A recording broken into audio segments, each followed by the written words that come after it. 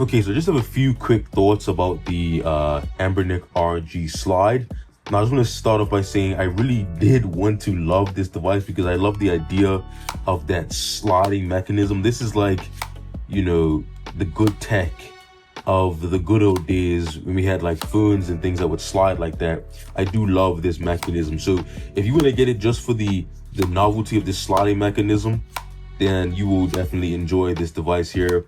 But overall, I have to say, after using this thing for a few days now, I just don't think it justifies the price and the performance and the ergonomics. Now, I will say that the price is not, too offensive. I have devices that cost multiple times more than this. Is like the price is not like a huge turnoff.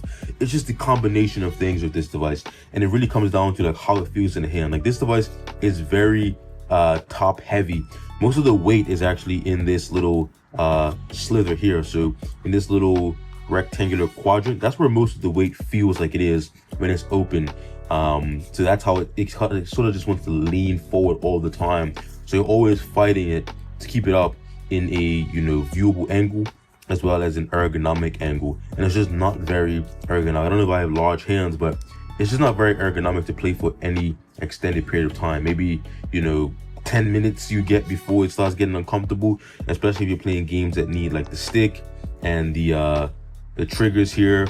So maybe if you're playing just maybe like a 2D game where you just need a D-pad and everything like that, you should be good to go. But if you're going to be playing more games that are 3D, it's going to start to become uncomfortable when you're trying to find a position to have your hand in for it to be comfortable for an extended period of time. And then the performance. Now, we already know what this chip can do, the T820, but the combination of price, performance, and ergonomics, it just makes it hard to justify this because it's like almost $200 for this, right? And it struggles to play, PS2 at 1x resolution. It's playable, but you're gonna get like if a game is still running at 60 on PS2, it's gonna be running at around 40 and sometimes less, And if a game is running at 30, sometimes it's running at 20. And some games are not really playable once that speed starts to drop. So some games are playable at less than their full speed. Some games are not playable. So PS2 is questionable.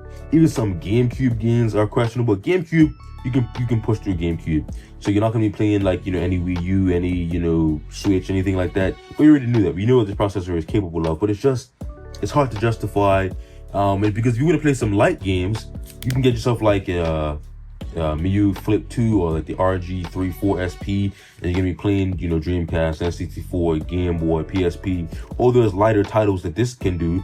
But you have a much more pocketable, much more portable device, or you can get something like this, which is a little bit more powerful, the 353, and it is also more comfortable. So it's not as powerful as the RG slide, but it's more comfortable, and it sort of justifies its performance level with the price and the comfort level. And then you have something like this, the Retroid Pocket Flip 2. I think that this, if you want a transforming device, I think that this is really the one to get because it's maybe like a few dollars more. I think maybe like $30 more. This is like $200. This is like $230. So all said and done, this is gonna cost you like $30 to $40 more, but you're gonna get much more power. You have the Snapdragon chip, so you get those custom turn-up drivers. You can play up to Wii U, even Switch emulation. You can do PS2 at 2x resolution without any problem. It's just that, and it feels more comfortable. Now, this is not the most comfortable device in the world. I have added some like grip just to give it a little bit more comfort, but it's lighter. This is like 380 grams. This is like 300 grams, so much lighter. It feels lighter in the hand. It actually feels more balanced because there's just a screen up here, but all of the weight is down here, so it feels more balanced in the hand. Like as you can see here, it's much more balanced. I can just balance it with ease like this, just 2 fingers, and you can see the balance point is much more closer to where you are holding it, so it feels just more comfortable in the hands. And I know it's more expensive than this, but I feel like this justifies its price, it justifies its performance, and it justifies its comfort and size. I feel like this device does not justify itself.